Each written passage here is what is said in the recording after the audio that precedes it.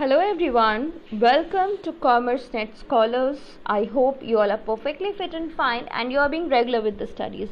आज की वीडियो में जो टॉपिक मैं डिस्कस करूंगी वो है प्राइस कंट्रोल्स। प्राइस कंट्रोल्स यानी कि प्राइसेस को रेगुलेट करना हमारी इकोनॉमी में सो दैट एक बैलेंस मेंटेन रहे। जो सिचुएशंस अराइज होती हैं स्पेकुलेशन की, होर्डिंग की, या फिर प्राइसेस बहुत ज़्यादा बढ़ जाती हैं, इन्फ्लेशन की सिचुएशन आती है, या प्राइसेस बहुत ज़्यादा लो हो जाती हैं जब कुछ पर्टिकुलर गुड्स या सर्विसेज आउट ऑफ डिमांड हो जाती है, उन सब को मैनेज करने के लिए प्राइस कंट्रोल का जो मैकेनिज्म है वो किस तरह से वर्क करता है, आज हम वो सब कुछ समझेंगे।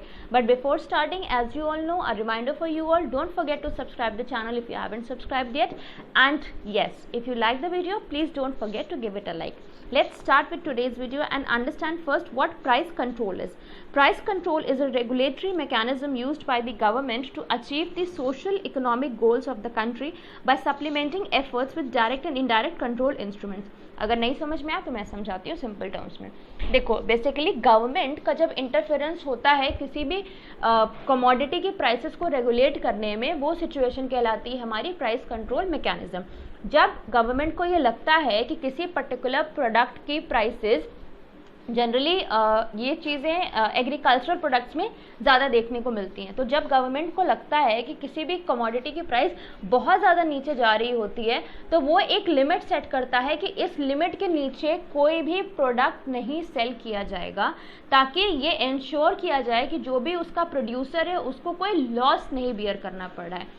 साथ ही साथ अगर गवर्नमेंट को लगता है कि किसी कमोडिटी की प्राइस बहुत ज़्यादा ऊपर जा रही है, जैसे कि अभी सैनिटाइजर्स और मास्क के केस में हुआ था, तो वहाँ पर गवर्नमेंट एक अपर लिमिट फिक्स कर देती है कि इस लिमिट से ज़्यादा की प्राइस पर आप उस पर्टिकुलर कमोडिटी को सेल नहीं करोगे। तो ये जो सारा सिचुएशन निकल के आ रहा है, ये जो सारा सिस्टम है, यही कहलाता है प्राइस कंट्रोल मैकेनिज्म, जहाँ पे गवर्नमेंट इंटरफेयर करती है प्राइसेस को रेगुलेट करने में।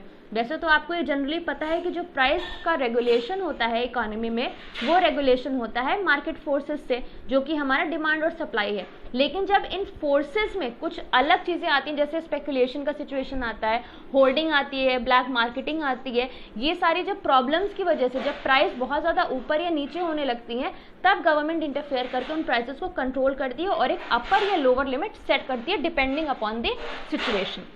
Price controls are simply government restrictions on prices of goods in the market. It is a regulatory tool that aims at controlling the prices of commodities in order to maintain availability of staple foods and prevent inflation of prices during shortages.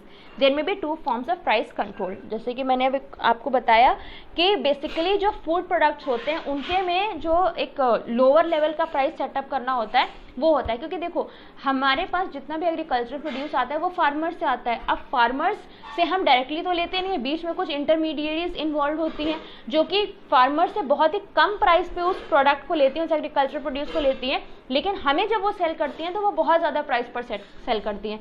तो जो ultimate producer है हमारा, जो हमारा farmer है, आप देख रहे हो कि उसको तो कुछ भी प्रॉफिट नहीं हो रहा है ना, वो तो बहुत ही कम प्राइस पे आपको प्रोवाइड कर रहा है। लेकिन ये इंटरमीडिएट्स जो ये ब्रोकर्स इन्वॉल्व हैं, ये कितना ज़्यादा उस प्राइस को हाइक करके आप तक वो प्रोड्यूस पहुंचा रहे हैं। तो अल्टीमेटली इन सिचुएशंस को, ऐसे सिचुएशंस को कर्व करने के लिए एक लोअर लिमिट सेट की जाती है, ठीक, जिसको हम बोलते हैं प्राइस फ्लोरिंग। अभी हम नेक्स्ट स्लाइड में देखते हैं। पहले हम समझ लेते हैं कि दोनों टर्म्स क्या हैं जिन तरीकों से प्राइस को हम रेगुलेट करते हैं। एक होता है हमारा प्राइस सीलिंग और दूसरा होता है हमारा प्राइस फ्लोरिंग। अभी जिस सिचुएशन की मैं बात कर रही हूँ कि हमने एक लोअर लिमिट सेट कर दी कि इससे नीचे आपका एग्रीकल्चर प्रोड्यूस सेल नहीं होगा, वो कहलाएगा आपका सिचुएशन प्राइस फ्लोरिंग का, यानी कि मिनिमम प्राइस आप सेट कर रहे हो, ठीक है। एक मिनिमम प्राइस आपने बता दी कि इस प्राइस के नीचे कोई भी फार्मर से इस प्रोडक्ट को, इस एग्रीकल्चर प्रोड्यूस को नहीं लेगा, इतना पैसा तो आपको देना ही देना है। जैसे मान लो कि अगर आपने 1 क्विंटल के लिए, अगर आपने से फॉर एग्जांपल आपने 1000 रुपीज़ सेट किया 1 क्विंटल ऑफ वीट के लिए, this is just an example, तो ये तो अंडरस्टूड हो गया कि अगर आप 1 क्विंटल किसी से ले रहे हो तो आपको 1000 देना ही देना है, this is something but obvious. लेकिन प्राइस सीलिंग में हम क्या करते हैं, हम एक हायर लिमिट सेट कर देते हैं, मैक्सिमम प्राइस बता देते हैं कि आप इससे ज़्यादा सेल नहीं करोगे, इससे ज़्यादा आप प्राइस को नहीं बढ़ाओगे। जैसे अभी मैंने आपको बताया था कि मास्क और सैनिटाइजर्स के केस में क्या हुआ था कि जब कोरोना बिल्कुल नया नया प्रॉब्लम हमारे पास आया था, तो ये स्पेकुलेशन और होर्डिंग का बड़ा प्रॉब्लम हो गया। और ये जो मेडिकल स्टोर्स वाले थे, इन्होंने क्या किया कि मास्क और सैनिटाइजर्स को बहुत ज़्यादा हाई प्राइस पे सेल करना शुरू कर दिया।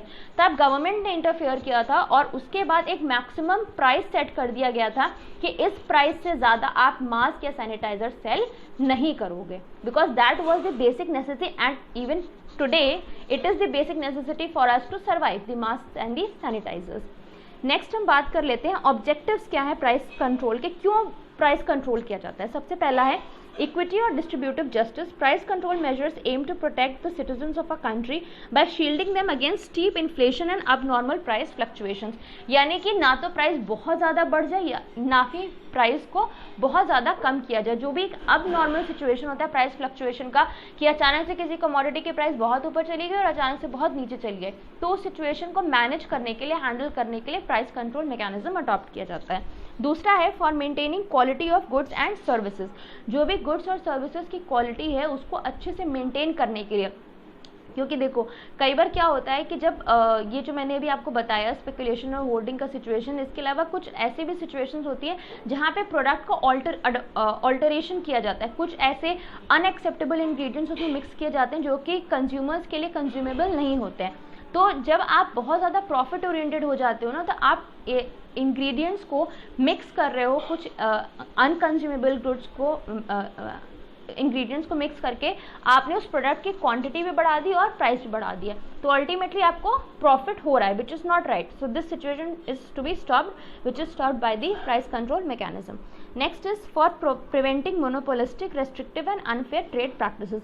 जो भी मोनोपोलिस्टिक, रेस्ट्रिक्टिव और अनफेयर ट्रेड प्रैक्टिसेस हो रही हैं, जो भी कट थ्रोट कॉम्पिटिशन में जो भी एक कहते हैं कि अनएक्सेप्टेबल सिचुएशंस अराइज होती हैं between the competitors in the business industry, उन सिचुएशंस को कर्ब करने के लिए we opt for price control mechanism to ensure that commodities are available at fair prices, but obvious to ensure smooth supply of resources, to ensure that everybody is getting the product at an equitable price and it is reachable to all, to curb black markets, to curb inflation, a situation wherein the prices are going too high, to curb the situation of inflation।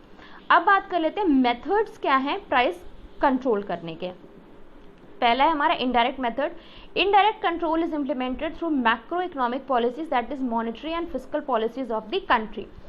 तो indirect control में हम क्या opt कर रहे हैं, monetary और fiscal policy. Monetary policy और fiscal policy दोनों के लिए मैंने एक सेपरेट वीडियो बना के रखी है, please do go and watch that video. Monetary policy is regulated by the RBI, the Central Banking Authority of the country, and fiscal policy is regulated by the government of the country. Basically monetary policy में आपके जितने भी bank rates हैं, cash reserve ratio है, statutory liquidity ratio है, उन सारे rates को हम रेगुलेट करते हैं। जब इन्फ्लेशन का केस होगा तो RBI is going to increase the rate so that general public के पास कम पैसा फ्लो हो, और जब डिफ्लेशन का केस होगा तो RBI is going to decrease the rate so that general public has more of money to spend. अब ये इंक्रीज और डिक्रीज का जो सिचुएशन, इसको डिटेल में पढ़ने के लिए, समझने के लिए please please please do watch the video that I have prepared on monetary policy. उसके बाद है फिस्कल पॉलिसी, जिसमें दो एलिमेंट्स होते हैं, पब्लिक एक्सपेंडिचर और the income that the government has having, and the income that government has is obviously in the form of the taxes that it is collecting from the general public. तो उसको regulate करने के लिए भी we have these two indirect control methods, that is the monetary and the fiscal policy. उसके बाद हम बात कर लेते हैं डायरेक्ट मेजर्स की। Direct measures operate through legislative and administrative measures like IRDA, Essential Commodities Act, Competition Act, FTP Act.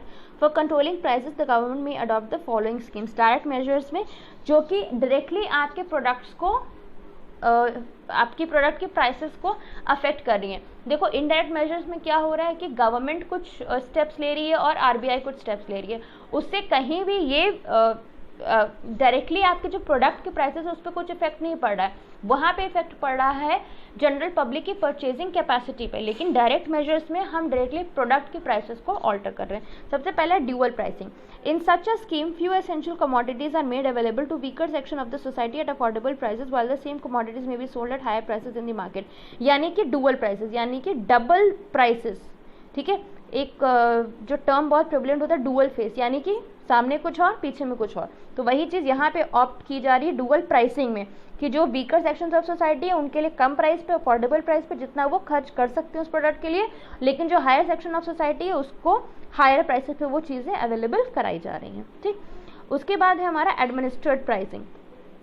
Maximum and minimum prices of certain commodities are set by the central or state government or relevant government body to eliminate unfair trade practices। तो administrate prices में जैसे मैंने यहाँ पे आपको बताया था कि किसी भी कमोडिटी का प्राइस सेंट्रल गवर्नमेंट या स्टेट गवर्नमेंट रेगुलेट कर रही है, जिसमें मैक्सिमम और मिनिमम दोनों प्राइसेस सेट है। तो जो प्राइस सीलिंग और प्राइस फ्लोरिंग का कंसेप्ट आएगा वो इसी के अंदर आएगा, एडमिनिस्ट्रेड प्राइस के अंदर। ठीक है, तो प्राइस सीलिंग और फ्लोरिंग आएगा हमारा एडमिनिस्ट्रेड प्राइस के कॉन्सेप्ट के अंदर। उसके बाद आता है सब्सिडाइजेशन। सब्सिडी तो आप सभी को पता ही होगा कि कोई भी कमोडिटी है, जैसे मान लो सबसे तो रेलिवेंट एग्जांपल हमारा एलपीजी गैस सिलेंडर्स ही हैं, तो उनका जो प्राइस है, जैसे मान लो अगर वो 1000 रुपीज़ का सिलेंडर है तो जनरल पब्लिक को वो से फॉर एग्जांपल 400 समथिंग या 500 समथिंग में भी मिल जा रहा है। तो जो बाकी का बचा हुआ अमाउंट है, जो भी ये गैप आ रहा है 400-500 का, ये पे करती है गवर्नमेंट। यानी कि आपने प्रोडक्ट को कंज्यूम किया लेकिन उसके लिए आपने कुछ ही अमाउंट पे किया, से 50% और 60%, बाकी का 50 या 40% the government is paying on your behalf. तो ये जनरली जो weaker sections of the society हैं, जो कि पूरा पैसा देना अफोर्ड नहीं कर सकती है, उनके लिए इम्प्लीमेंट किया जाता है कि उनको सब्सिडाइज्ड रेट्स पे अवेलेबल कराई जाती हैं products. So these were all the direct methods of price control mechanism. I hope all the topics that we have done today are clear to you all. Any doubts you can mention down in the comment section below. That's all for today. Thank you and have a nice day.